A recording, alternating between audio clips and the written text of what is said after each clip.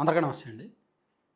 మనకిప్పటి వరకు ఎస్సీ రిజర్వేషన్ల కోసం, లేదా ఎస్సీ వర్గీకరణ కోసం, లేదా ఇతర కమ్యూనిటీలకు సంబంధించి మనం కొన్ని డిమాండ్లతో ఉద్యమాలు చూసాం, పోరాటం చూసాం. అవి ఆమరణ దీక్షల వరకు వెళ్ళడం చూసాం. ఫస్ట్ టైం బీసీల కోసం ఆమరణ నిరాహార దీక్ష చేయబోతున్నారు. నిజానికి పార్టీ అంటే బీసీవై పార్టీ అండ్ ఆ పార్టీ అధినేత రామచంద్ర యాదవ్ గారు ఈ ఆమరణ నిరాహార దీక్ష కోసం ప్రభుత్వం ముందుంచిన డిమాండ్లు సహేతుకమైనవే. వాటిలో ఏది కూడా ప్రభుత్వానికి ఇబ్బందికరమైన అంశం లేదు, అండ్ ప్రభుత్వం చేయకూడని అంశం కూడా లేదు. కొంతవరకు బ్యాలెన్స్ చేసుకుంటూ వెళ్ళొచ్చు. బహుశా ప్రభుత్వం ఏదో ఎవరో రాంగ్ కమ్యూనికేట్ చేయడమో, ప్రభుత్వ పెద్దలకు లేదా మిస్గైడ్ చేయడమో, లేదా డైవర్ట్ చేయడమో చేస్తున్నారు. కానీ ఇంతవరకు ఇష్యూ అంటే ఆమరణ దీక్ష వరకు ఒక పార్టీ అధినేత వెళ్ళాల్సిన పనే లేదు. రామచంద్ర యాదవ్ గారు యాక్చువల్లీ ఫిబ్రవరి 22వ తేదీన మీటింగ్ పెట్టారు. బీసీ సింహగర్జన మీటింగ్ పెట్టారు. మీటింగ్ పెట్టి ఆ మీటింగ్లోనే ప్రకటించారు, ఇట్లా ఈ డిమాండ్లు నెరవేర్చాలి, నెరవేర్చకపోతే నేను ఇట్లా ఆమరణ నిరాహార దీక్షకు దిగుతాను అని. ఆ తర్వాత నిజానికి ఆ డిమాండ్లు కూడా మీకు తెలిసే ఉంటాయి కదా. బీసీ రక్షణ చట్టం అమలు ఫస్ట్ డిమాండ్.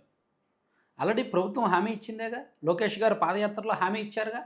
ఈవెన్ ప్రభుత్వం వచ్చిన తర్వాత కూడా బీసీ రక్షణ చట్టం అమలు కోసం ఒక కమిటీ వేసినట్టున్నారు కదా. సో ఆ కమిటీ ప్రతిపాదనలు సిద్ధం చేసిందిగా. రకరకాల లీకులు వచ్చాయి, ఈనాడు ఆంధ్రజ్యోతిలో కొన్ని వార్తలు కూడా వచ్చాయి.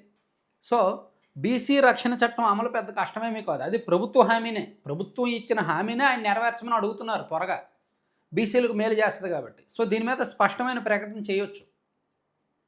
ఇదేమీ పెద్ద డిమాండ్ ఏమీ కాదు, అండ్ ఆయనకి పర్సనల్ డిమాండ్ కూడా కాదు, రాష్ట్రానికి బీసీలకు అవసరమైంది. ఇక రెండో డిమాండ్ చూసుకుంటే రాజధాని ప్రాంతంలో బీసీలకు 1000 ఎకరాల భూమి కేటాయింపు. ఇది కూడా నిజానికి ఇక్కడ ప్రభుత్వం మేబీ అంటే ఒక ప్రాంతంలో రాజధానిలో కమ్యూనిటీ వైజ్ భూములు ఇవ్వడానికి ఒక విధానపరమైన నిర్ణయం లేదు. కానీ ఇదిగో బీసీ భవన్కు ఇంత, బీసీ సామాజిక భవనాలకు ఇన్ని ఎకరాలు, బీసీ భవన్ నిర్మాణానికి ఇన్ని ఎకరాలు, లేదా బీసీ వర్గాలు ఎవరైతే ఏ సామాజిక వర్గాలు అయితే ఉన్నారో వాళ్ళకి విడివిడిగా వాళ్ళ కార్పొరేషన్ ఆఫీసుల కోసం రాజధానిలో ఇన్ని ఎకరాలు కేటాయిస్తున్నాం అని 1000 ఎకరాలు బీసీల కోసం పర్టికులర్గా కేటాయించడం తప్పేమీ కాదు. ఆ డిమాండ్ కూడా నెరవేర్చదగిందే, ప్లస్ మంచిదే, రాష్ట్రానికి మంచిదే, ప్రభుత్వానికి కూడా ఒక రకంగా పాజిటివే వస్తుంది. బీసీ రక్షణ చట్టం అమలు చేయడం వల్ల ఎవరికి మంచిది? ప్రభుత్వానికే మంచిది. వాళ్ళు ఇచ్చిన హామీనే కదా నెరవేర్చమని అడుగుతున్నారు. అలాగే రాజధాని ప్రాంతంలో 1000 ఎకరాలు కూడా, అలాగే బీసీ కులాల కార్పొరేషన్లకు నిధులు, ఇది కూడా తప్పేమీ కాదు. జగన్మోహన్ రెడ్డి గారు అధికారంలో ఉన్నప్పుడు రకరకాల కార్పొరేషన్లు పెట్టారు. సో కొత్త కొత్త కార్పొరేషన్లు ప్రతి సామాజిక వర్గానికి, ప్రతి కులవృత్తికి ఒక కార్పొరేషన్ పెట్టేశారు. సో వాటినే ఈ ప్రభుత్వం కొనసాగిస్తోంది. అఫ్కోర్స్ కొన్నిటికి చైర్మన్ లేరు, కొన్నింటికి ఉన్నారనుకోండి. ఆ కార్పొరేషన్లకు నిధులు ఇవ్వట్ల. గత ప్రభుత్వంలోనూ నిధులు ఇవ్వలేదు, ఈ ప్రభుత్వంలో కూడా నిధులు ఇవ్వలేదు.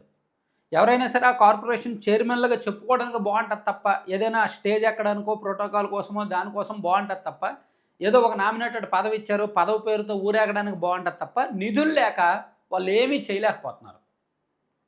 సో ఇక్కడ బీసీలో ఉన్న కార్పొరేషన్లకి ఎంతో కొంత సంవత్సరానికి బీసీల కోసం మేము ఇంత బడ్జెట్ అని చెప్పుకుంటారు కదా, ఇందులో కార్పొరేషన్లకి నిధులు ఇవ్వడం తప్పేమీ కాదు. అలాగే సమగ్ర కులగణన, ఇది మేబీ ప్రభుత్వం చేయొచ్చు, ఇది విధానపరమైన నిర్ణయం తీసుకోవాలి. తర్వాత విద్యా ఉద్యోగాలు, స్థానిక సంస్థలు, చట్టసభల్లో బీసీలకు 44% రిజర్వేషన్లు. ఇప్పుడు ఆల్రెడీ తెలంగాణలో 42% రిజర్వేషన్లు అన్నారు, మన దగ్గర 44% లేదు.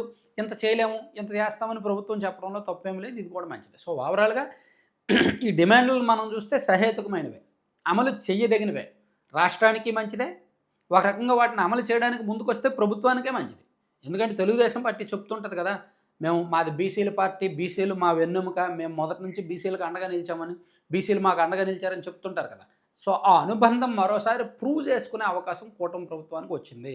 సో ఇక్కడ ఇది ఉద్యమం మరింత తీవ్ర రూపం దాల్చి ఇప్పుడు ఆమరణ నిరాహార దీక్ష వరకు వెళ్ళింది. రామచంద్ర యాదవ్ గారు ఆమరణ నిరాహార దీక్ష కూర్చుంటున్నారు ఈ నెల 11వ తేదీ నుంచి వాళ్ళ పార్టీ కార్యాలయంలో. అక్కడ వరకు వచ్చింది. రేపు పొద్దున ఇది సెంటిమెంట్గా, ఎమోషనల్గా బీసీలకు కనెక్ట్ అయితే ఖచ్చితంగా ప్రభుత్వానికి చెడ్డ పేరే, ఖచ్చితంగా ప్రభుత్వానికి అది డేంజర్ సిగ్నలే. ఇప్పుడు అదే ప్లాన్ చేస్తున్నారు. ఆల్రెడీ జిల్లాల వారీగా రిలే నిరాహార దీక్షలు జరుగుతున్నాయి. జనంలోకి వెళ్తోంది, జనానికి కనెక్ట్ అవుతోంది. సో ఇక్కడ దీన్ని చర్చల ద్వారా పరిష్కరించుకొని కొంతవరకు సాల్వ్ చేసుకుంటారా? ఈ 5 డిమాండ్లలో ఒక రెండో మూడో నెరవేరుస్తాము, మిగిలినవి మాట్లాడతాం, కమిటీ వేద్దామని ఊరుకుంటారా? లేదు వాళ్ళు చేస్తే చేసుకోనిలే మనకెందుకు, మనం అధికారంలో 164 సీట్లు ఉన్నాయి, మనకు తిరుగులేదని ఓవర్ కాన్ఫిడెంట్‌తో ఉంటారా అనేది ప్రభుత్వం తేల్చుకోవాలి.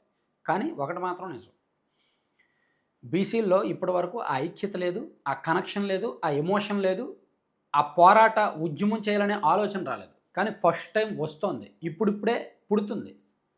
ఇది పెరిగే కొద్దీ ప్రభుత్వాలకు అంటే టీడీపీకి, వైసీపీ లాంటి పార్టీలకు నష్టమే.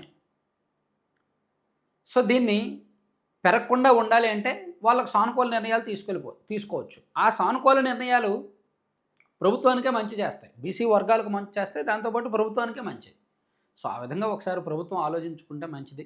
11వ తేదీ నుంచి కొంచెం ఉధృతంగానే ప్లాన్ చేస్తున్నారు. ఆల్రెడీ అన్ని జిల్లాల కలెక్టర్లకు కూడా వినతిపత్రాలు ఇచ్చారు. ప్రభుత్వం ఇచ్చిన హామీలే నెరవేర్చమని మేము అడుగుతున్నాము, సో మీరు మీ ప్రభుత్వానికి తెలియజేయండి అని చెప్పి కలెక్టరేట్లలో వినతిపత్రాలు ఇచ్చి కలెక్టర్ల ద్వారా ప్రయత్నం చేశారు. అండ్ జిల్లాల వారీగా కొంత ప్రయత్నం చేస్తున్నారు. సో ఇప్పుడు రాష్ట్ర స్థాయిలో కూడా కొన్ని ప్రోగ్రామ్స్ గట్టిగానే ప్లాన్ చేస్తున్నారు కాబట్టి ప్రభుత్వం కాస్త అప్రమత్తంగా ఉంటే మంచిది. Thank you.